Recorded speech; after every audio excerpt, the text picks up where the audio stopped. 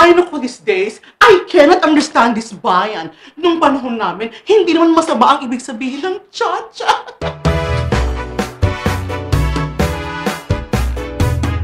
Alam mo, may ibig sabihin ng bawat step ng cha-cha. Step 1, put your right foot forward. Ibig sabihin, tinatansya mo ang tubig.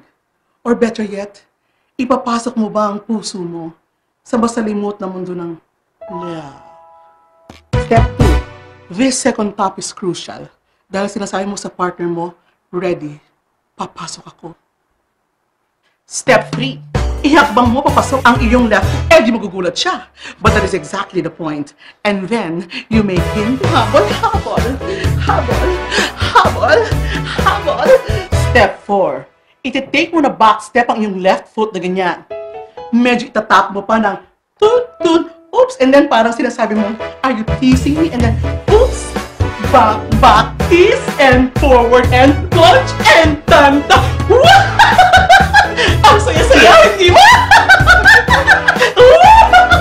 Pero tinan mo ang ginawa ng mga isa. Paborito ko sa'yo na cha-cha! Simple lang naman ang cha-cha. Step 1. Step your right foot forward. Yan ang senyas mo sa mga allies mo kung ready na sila, ha? You can wink at one congressman. Or maybe 2. No more than 3, ha? Ibig sabihin yan, pag nag-tap rin sila ng kanilang right foot, everybody's ready, ha? Magulo! May krisis! Pagkatapos, ipapasok mo ang cha-cha ng disimulado. Step 2. Tap your right foot a second time. Kung makakalusot, okay tayo. Bago papasukin ang big step 3, ipasok natin sa gitna ng impeachment. Impeachment? Gumawa tayo ng ingay. Pagdasalin natin pati ang press secretary. Amen. Pagsayawin mo na rin pati ang presidente. This is a crucial time. At alam mo, pag nakapasok ka na, aalma ang mga taong bayan. Pero kung hindi pa naman malakas ang ingay nila, wait ka lang, chat. Nakapasok na ang left foot mo. Bukas na ang pintuan.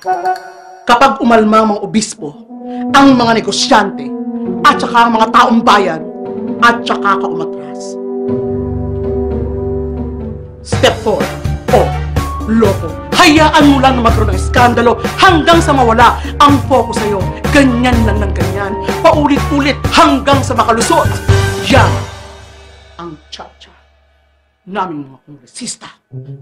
Akala mo makakaisa ka pa, baboy ka? Subukan mong humakbang uli nang makita mong hinahanap mong cha-cha. Ang lakas ng loob mo, ha? Hoy! Tapos na ang revolusyon. Tapos na ang mga protesta nyo. Ang mga taong bayan ngayon, mga tanga. Ang mga magagaling, nagsipag-abroad na. Ang mga natitira dito, yung mga walang magawang sumasali na lamang sa wawawi, tumataya sa loto, o naghihintay ng remittance abroad. This country deserves people like me. Isang araw, magugulat ka na lang. Matanda ka na pala. Kami, nandito pa rin. Over my dead body! Over my dead body daw. Ibigay ang gusto ng gaga. Last step. Pag hindi talaga umubra ang cha-cha, edi, emergency rule. Magulo ang mundo eh. Edi, burahin muna. 1, 2, 3. Bura!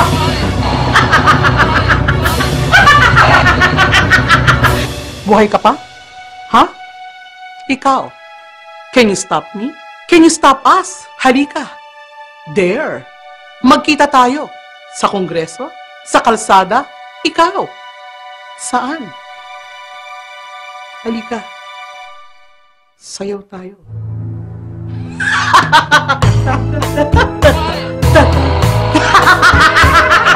Yes, the president. So she will have the forbearance, good health, tolerance to lead this nation up to 2010 and perhaps, who knows, even beyond.